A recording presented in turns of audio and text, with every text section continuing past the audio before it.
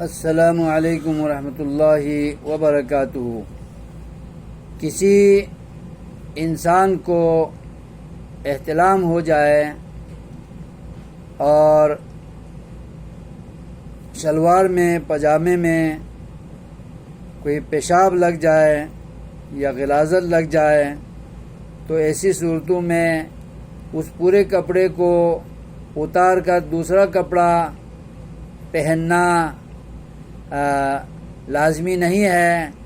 اسلام مسلمانوں کو سہولت دیتا ہے اور آسانی فراہم کرتا ہے، تو ایسے کپڑے کو، غلاظت والی جگہ کو، ناپاکی والی جگہ کو دھو کر اسی کپڑے کو انسان استعمال کر سکتا ہے۔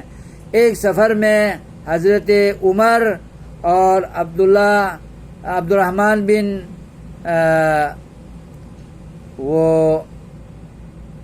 بڑے بڑے صحابہ موجود تھے۔ حضرت سعد بن ابی وقاص بھی تھے، عمر بن عاص بھی تھے، حضرت عمر بھی تھے۔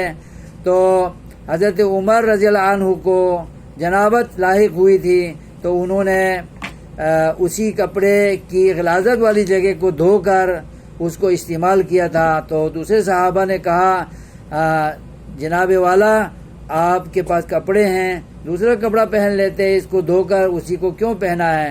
تو حضرت عمر کہنے لگے، اے عبد الرحمن، اے عمر بن عاص، اے سعد بن ابی وقاص، ہمارے پاس کپڑوں کی سہولت موجود ہے، عام آدمی کے پاس ایک ہی جوڑا ہے جو اس نے پہنا ہوا ہے۔ تو اگر ہم ایسا کریں تو عوام تنگی میں پڑیں گے، وہ کہاں سے کپڑے لائیں گے؟ ان کے پاس ہے نہیں ہے۔ لہٰذا اسلام کی اجازت سے فائدہ اٹھائیں، اسی کپڑے کی غلاظت والی جگہ کو دھو کر اسی کپڑے کو انسان پہن کے نماز پڑھ سکتا ہے، اور تسلی سے اس جگہ کو دھوئیں جس جگہ پر غلاظت لگی ہو، گندگی لگی ہو، پیشاب لگا ہو یا کوئی بھی غلاظت لگی ہو، تسلی سے اس جگہ کو دھو کر اسی کپڑے کو انسان استعمال کر سکتا ہے۔ اسلام میں کوئی تنگی نہیں ہے، تکلیف نہیں ہے۔ اپنے خیال کو استعمال نہ کریں، بلکہ دینی رہنمائی حاصل کر کے دین پر عمل پیرا ہونا چاہیے۔